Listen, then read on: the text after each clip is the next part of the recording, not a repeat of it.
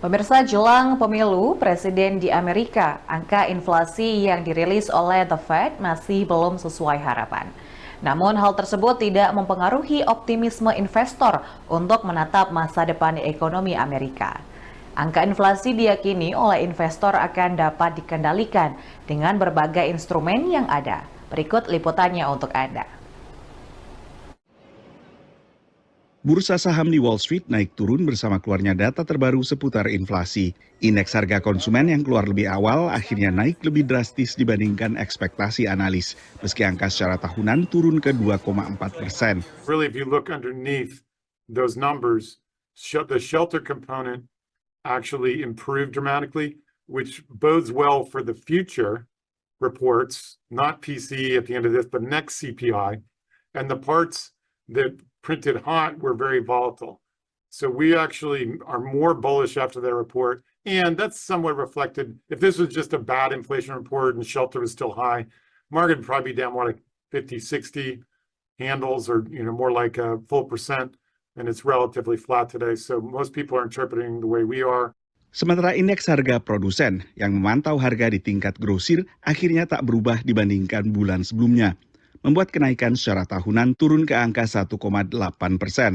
Kedua indikator utama laju inflasi ini menguatkan kemungkinan Bank Sentral AS atau Federal Reserve bakal menurunkan lagi suku bunga acuan pada pertemuan November. We've seen a confirmation in inflation data that lets us believe we can actually conquer inflation without a material harm to growth. So producer prices came out this morning less than expected. That's good. That means that we're probably still on track for 2 more quarter-point rate cuts from the Federal Reserve, and the market likes that. That's what they really want to see. In particular, that's good for Dow stocks.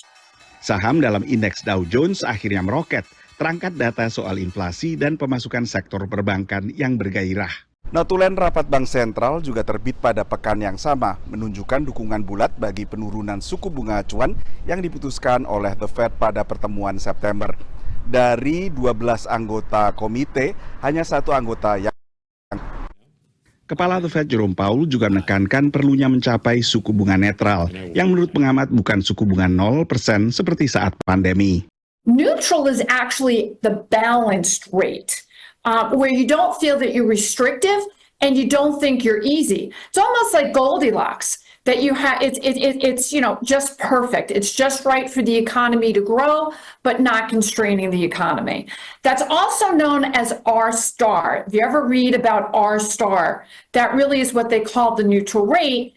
And what some experts believe, because we really don't know what the R-star is, they think it's somewhere around 3%. Federal Reserve memiliki mandat ganda, yaitu stabilitas harga alias inflasi yang terkendali dan penciptaan lapangan kerja maksimal. Dari Washington DC, Nova Purwadi dan tim VOA.